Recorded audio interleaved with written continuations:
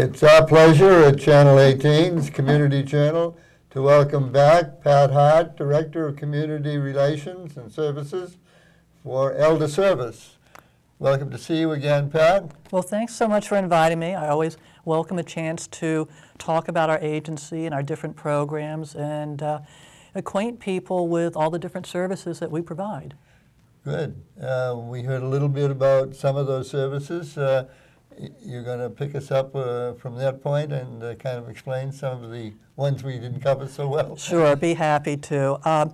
First of all, just let your viewers know that we are a large not-for-profit agency. We were founded in 1972, and our mission is really to promote seniors' independence and help enhance their quality of life. And we do that through the programs that we offer. And we offer these services throughout the Cape, from Bourne all the way to Provincetown and on each of the islands. Some of the programs that we offer are really geared to helping the older adult stay in their home in the community as long as possible. Through a lot of surveys and needs assessments and such, that is what the elder wants: stay in their home, in their familiar surroundings. And a number of our programs are designed to ensure that that takes place. Do you have a nurse or anyone like that kind of oversees some of these calls that you make? You know, if the people who make them suddenly ring your bell and say, hey, you know, we better take a little look at this case?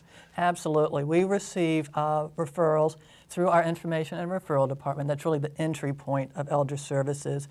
And they listen to what the person's needs are, and then they figure out which program may be most appropriate.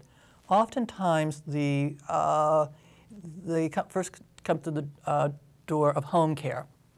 And a care manager will go out, assess what the person's needs are, ask many questions, and then provide a package of services such as personal care, meal preparation, grocery shopping, laundry, and such. If the person is a bit frailer and needs personal care, then our health services unit will do an assessment of them and write a care plan for them. The health services unit is also very interested in looking at people who may feel that they need to go into a nursing home, determining their eligibility for nursing home, but seeing if there are any community alternatives to delay that. Now, these are all volunteers who go out and do this? No, these are for our home care, health services, protective. Those are all staff. We have about 150 staff, full and part-time. Most are housed in the South Dennis office, but we also have a branch office in Pocasset and full-service offices on each of the islands. So there is now like the home care, there is a fee for that service? For some. If they can afford it? There is a financial eligibility. Generally, it's for low to moderate income individuals, and then there has to be some sort of critical unmet need. But depending on one's income, they may pay as low as $5 or a slightly higher co-pay. For different programs in the agency, there's different eligibility. Now, for example, you talked earlier about Meals on Wheels, and there are no income guidelines for that. There's no fee for that. We encourage people, if they're able, if they want to make a donation. We never ask for more than a donation of $2 per meal. But if someone is unable to pay that, it has no impact whatsoever on whether or not they receive Meals on Wheels. Very good. So oftentimes our clients, they will receive a package of service. It might include home care services. It might include nutrition, such as Meals on Wheels. It might include money management, which assist elders who are really no longer able to pay their bills on their own. So the bills are stacking up like that. They're getting calls from creditors. The utilities are being shut off. And then the money managers will work with that individual, get them back on an even keel. That seems to be a hard thing for someone to acknowledge. It is, and people are very secretive about their finances. Yes. And oftentimes they wait such a long time to ask for help that they find themselves in severe difficulties. As I said, they may be starting to get eviction notices because they haven't paid their rent in 3 or 4 months. Now, do you get referrals from other agencies or lawyers? Or We get referrals from everywhere. Everywhere We for get, this type of service? Oftentimes from family members. Say an adult child is living off Cape, they come down to visit mom or dad, see that, oh, things are not quite as well as I thought they were, talking to mom or dad on the telephone, so they will make the referral. We get many referrals from councils on aging. We get referrals from lawyers. We get referrals from banks if they feel that somebody is in financial distress. So it's just a whole host of people out there that are aware of what we can do and what we can do to help individuals.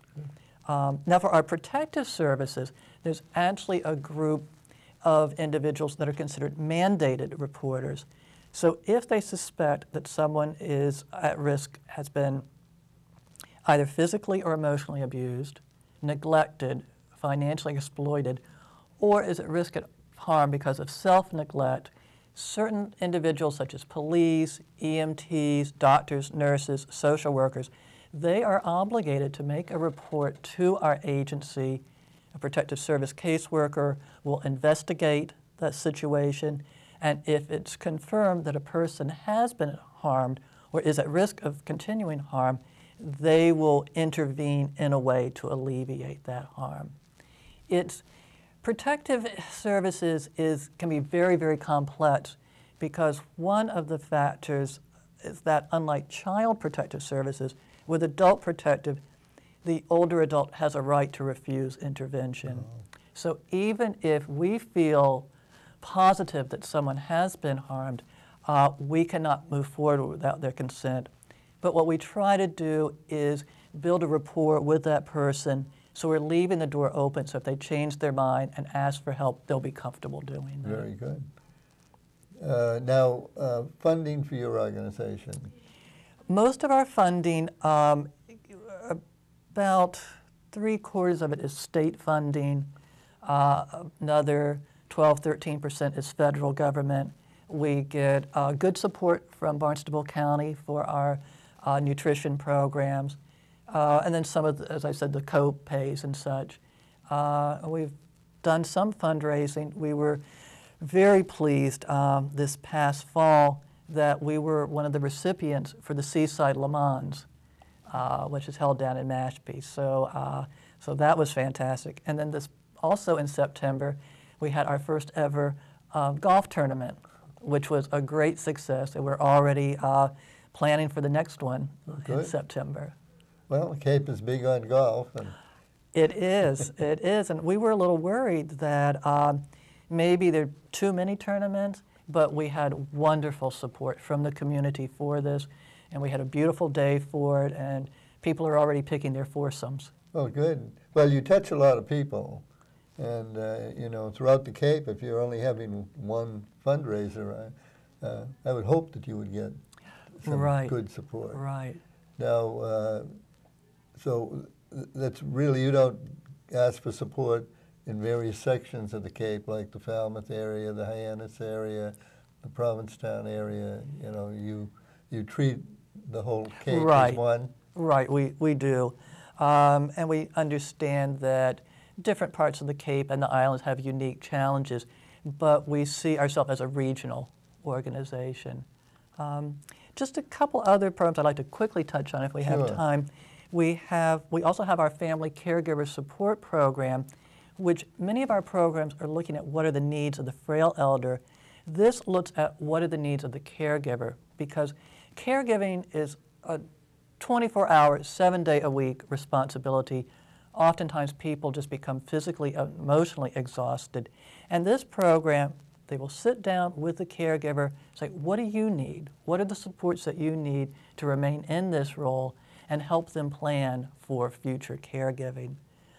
We talked about the Ombudsman program. Ideally, we try to keep people in their homes in the community, but if somebody needs nursing home care, The Ombudsman program is there to advocate for the resident. And then for older adults who are active and want to give back to the community, we have our volunteer programs, our many volunteer opportunities. And we also have for older adults who are interested in still working, and certainly many people find that they're having now to work later than they anticipated.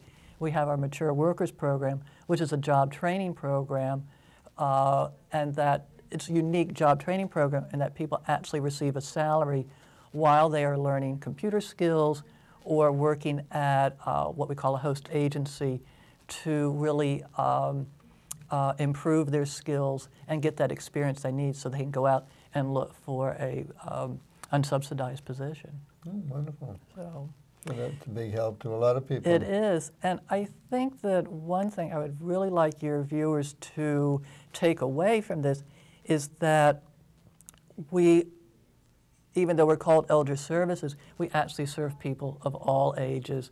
When we do nursing home screenings, that's for ages 22 and older. We have a tutoring program where volunteers work one-on-one with school-age children to improve math and literacy skills. So it's a wide variety, and I would just encourage people to get to know us, get to know what we can offer them, what sort of supports we have. We have a website. It's not the fanciest website in the world, but it has good, solid information and is easily accessible information. And also, if you were to stop by our office, we have plenty of brochures describing all of our programs, or give our information referral department a call, and they can send out information. Well, certainly you highlighted why you make use of 1,500 volunteers, that's for sure. Now, if they want to get in touch with you, can you give us your phone number? Sure. We have an 800 number, 800-244-4630, and our website is www.escci.org.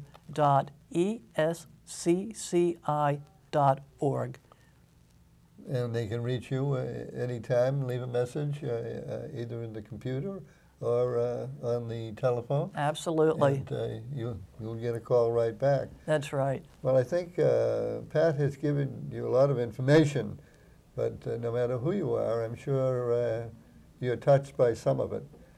And so pick out what applies in your family, and remember their number and their website, and remember that they can offer you a host of resolutions to your problem, which problems generally are not just one area. So it's a beautiful organization to keep in mind, and we thank Pat for bringing us up to date and for her visit again, and we look forward to seeing you maybe next year. Or sounds great. To keep everybody appraised of what Elder Service is and what they do. Thank you for that. Oh, thank you. I always welcome the opportunity to get out and talk with people in the community. And if any of your viewers know of any organizations, groups, that they think that they would like to know more about us, please give me a call and I can schedule a time to come out and speak with your group.